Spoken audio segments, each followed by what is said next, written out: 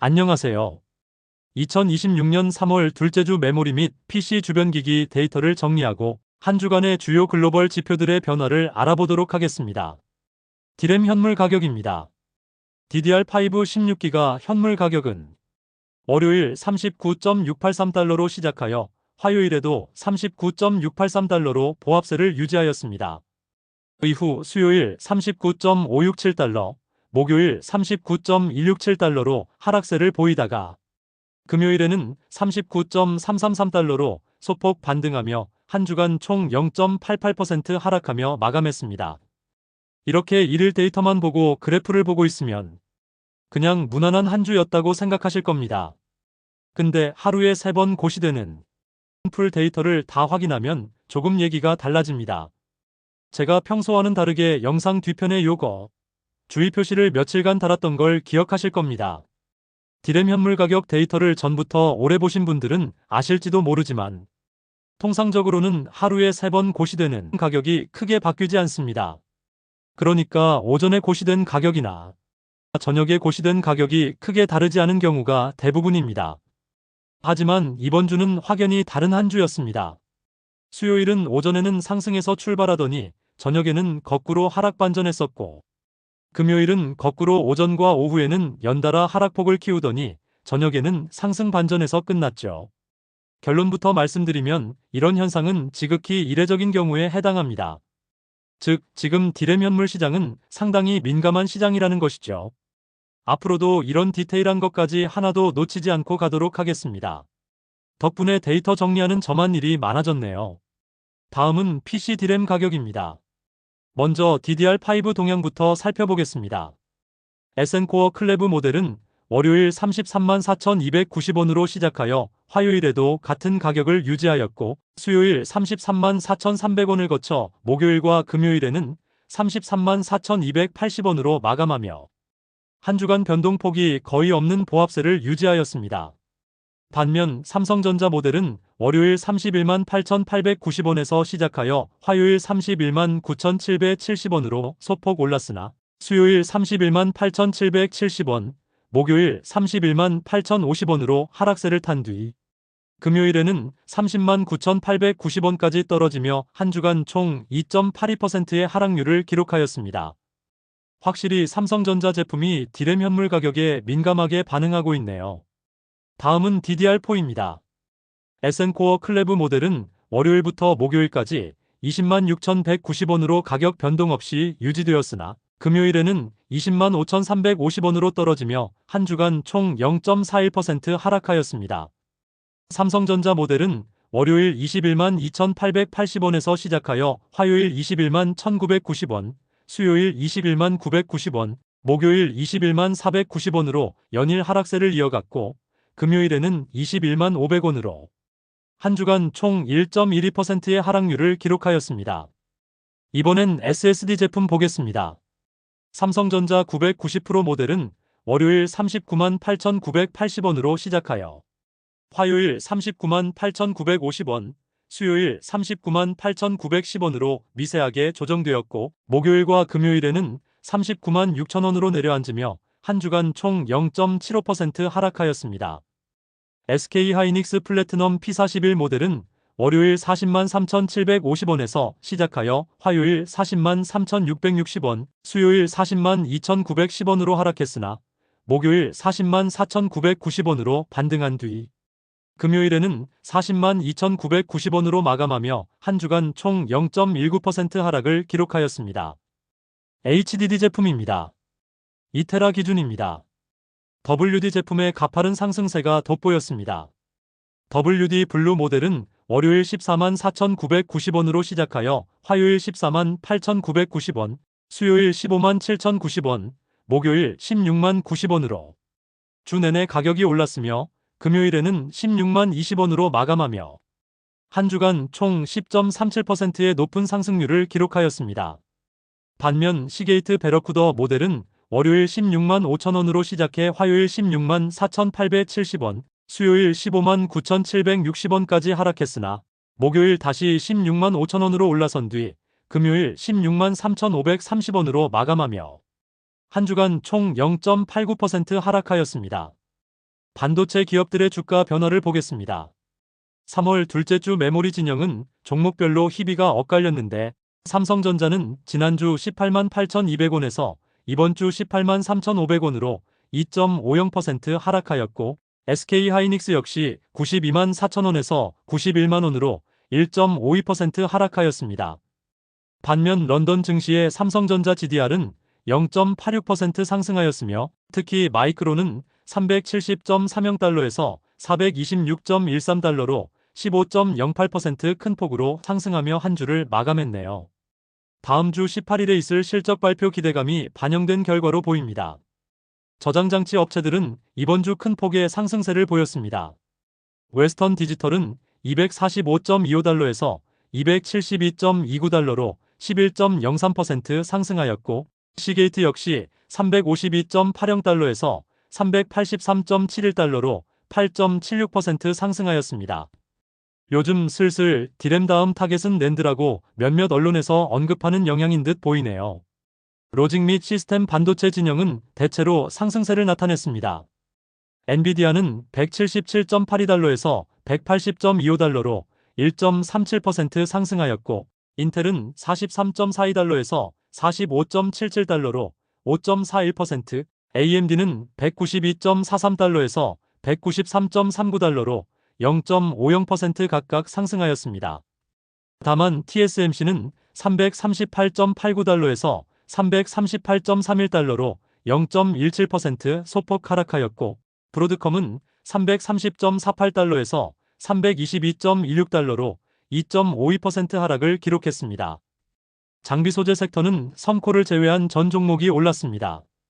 장비 대장주인 ASML은 1292.80달러에서 1345.69달러로 4.09% 올랐으며 소재 기업인 신해츠화학은 6247.00엔에서 6531.00엔으로 4.55% 상승한 반면 썸코는 1700.00엔에서 1567.00엔으로 7.82% 하락하며 장을 마쳤습니다. 웨이퍼 업체 중에서 안정성을 따지시면 신해츠, 스릴 좋아하시면 썸코인 것 같네요. 주요 지수들의 변화를 보겠습니다.